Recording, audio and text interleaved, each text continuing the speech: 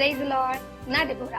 இயேசுவை மறவார் மனசுல இருந்து ஏசப்பனை பத்தி என்ன பேசுறாருன்னா, யோவான் 14ஆம் அதிகாரம் 18ஆம் வசனத்துல, நான் உங்களை திக்கற்றவர்களாய் விடேன். ஆமென். இந்த வசனத்தை நம்ம பெற்றுக்கொள்றதுக்கும் ஒரு ஸ்டோரி சொல்லி பெற்றுக்கொள்ளலாம். ஏன் அப்படின்னா, 2 ஸ்டூடெண்ட்ஸ் இருந்தாங்க, அதாவது 2 பெண் பிள்ளைங்க, ரொம்ப க்ளோஸ் ஃப்ரெண்ட். கீழே அதாவது எல்கேஜி யூகேஜில இருந்து 10th ஸ்டாண்டர்ட் வரைக்கும் ஒன்னா ஒரே பெஞ்ச்ல ஒரே சாப்பாடு, அதாவது 2 பேர் ஷேர் பண்ற மாதிரி சாப்பிட்டு ஒன்னா வளர்ந்துருந்தாங்க. திடீர்னு அந்த 2 பிள்ளைங்கள ஒரு பொண்ணு என்ன பண்ணாங்கன்னாக்கா, வீட்டுல சொன்ன பேச்சை கேட்டுட்டு வேற ஸ்கூல் வந்து ஷிஃப்ட் ஆகி போயிட்டாங்கன்னா, அந்த பொண்ணுகிட்ட வந்து எதுவுமே சொல்லவே இல்லையா. ஸோ கான்டாக்டும் எதுவுமே கிடைக்கவே இல்லையா. ஸோ அப்போ அந்த 2 பிள்ளைங்களுக்கு எப்படி இருக்கணும், ரொம்ப கஷ்டமா இருக்கும். இவ்வளோ நாள் ஒன்னாதான் இருந்தோம், ஒன்னா சாப்பிட்டோம், ஒன்னா உட்கார்ந்தோம், ஒன்னா பேசணும்னு இருந்தோம். அப்போ அந்த மனசுக்குள்ள எப்படி இருக்கணும், ஒரு கம்ஃபர்ட் ஃபீல் வந்து கம்ஃபர்ட்லெஸ் ஃபீலா வந்து அந்த பிள்ளைங்களுக்கு மாறிடும்.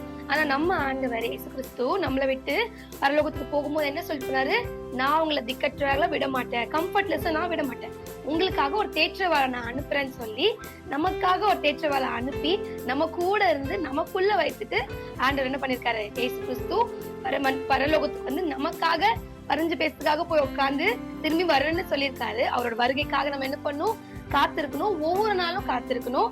சோ இந்த வசனத்துக்காக நம்ம பெற்றுக்கொண்டு ஒரு ஜெபம் பண்ணிக்கலாமா?